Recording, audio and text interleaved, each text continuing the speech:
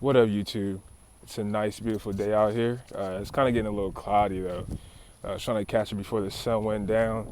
So today, I know I haven't been on YouTube in a very long time. I've been a little busy with basically software administration um, with ServiceNow.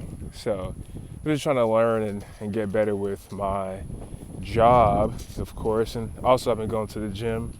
I'm not sure if y'all can tell, but I'm getting it in, of course. Y'all can definitely tell. I got a six pack and everything, chest coming in, looking all good and stuff. You better tell your girlfriend to watch out around me. I'm just playing. But that's apart from the case. So in this video, I really just wanted to talk about basically what I'm investing into, right? So that, that means like how my investments are doing so far.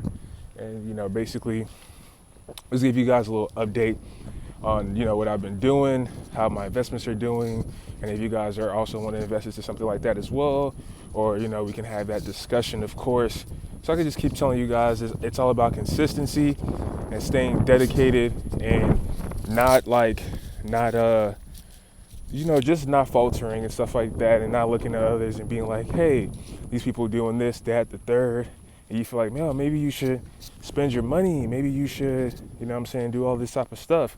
Well, you have a bigger purpose out there. You know what I'm saying? Whether that be you trying to acquire a property for rental, or whether that be you trying to put a car on Turo, whatever that is, you know what I'm saying? So let me get started. So basically, my arms are getting tired, especially my right arm.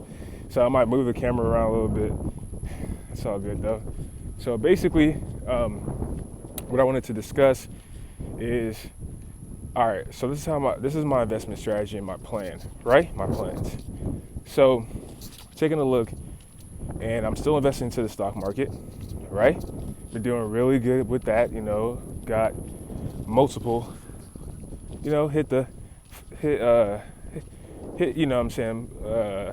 multiple thousands in there for sure. And it's doing extremely well. And basically just keep investing, guys. So I really want to talk to you guys about, like, I've just been making extremely good decisions in my stock purchasing. So it's just been crazy, right? So basically I got Lowe's. I purchased Lowe's, and you know what I told you guys about when you're trying to buy a stock, right? So when it comes to that, especially with what I did recently with Lowe's, which is up to $202 right now, was that I saw that Lowe's, I looked at this moving average indicator, which I've been telling you guys to always do.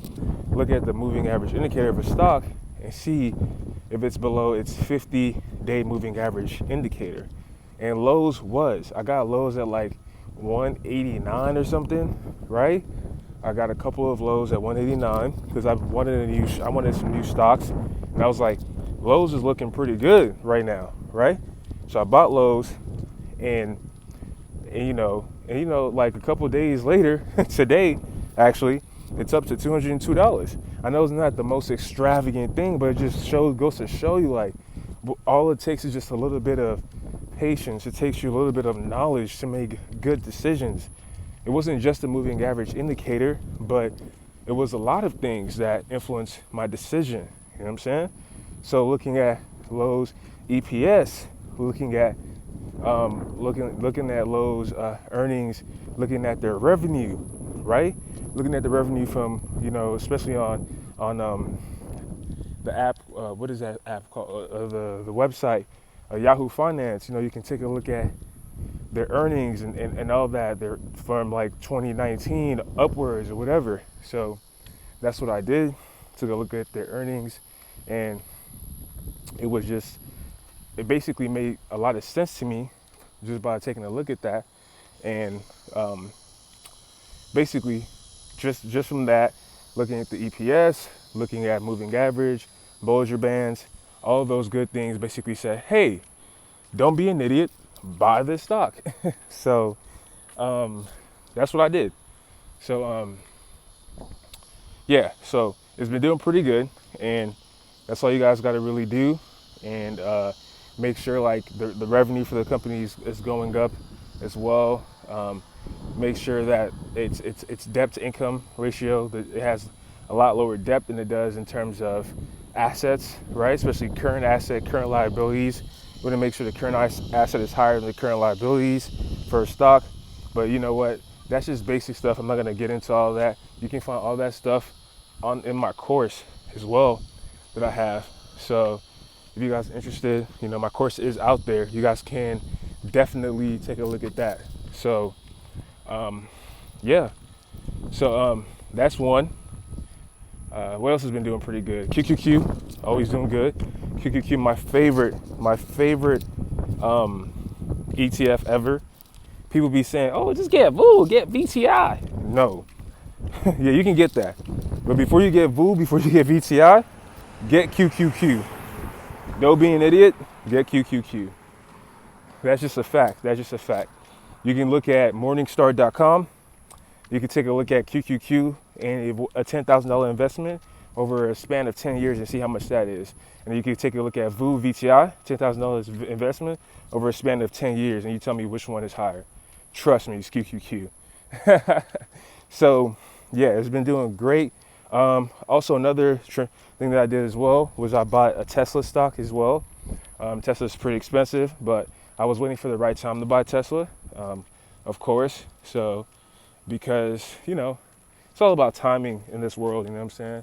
I had to switch arms because this one was getting all tired. Ooh, sorry. I had to switch arms. This one was getting all tired.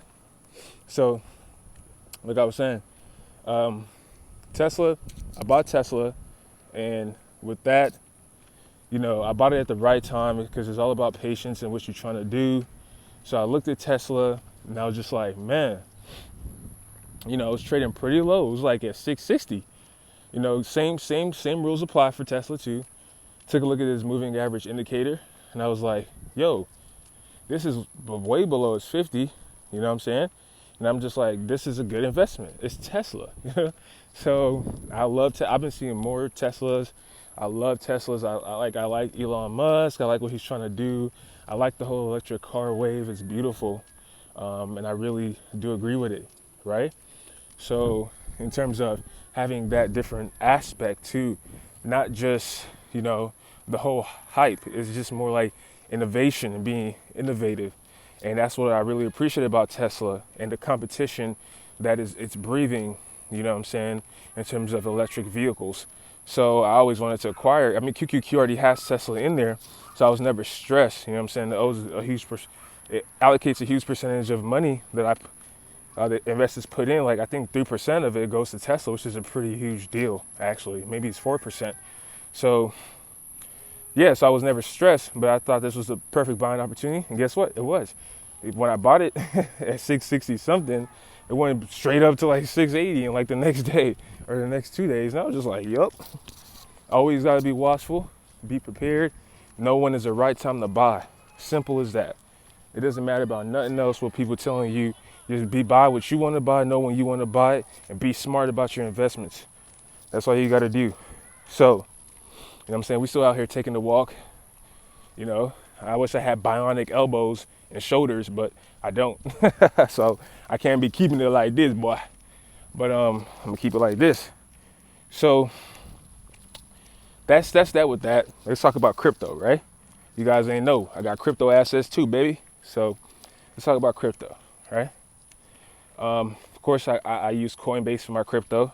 I use BlockFi as well, but I use BlockFi to basically earn interest on things like Cardano, on things like USDC, right?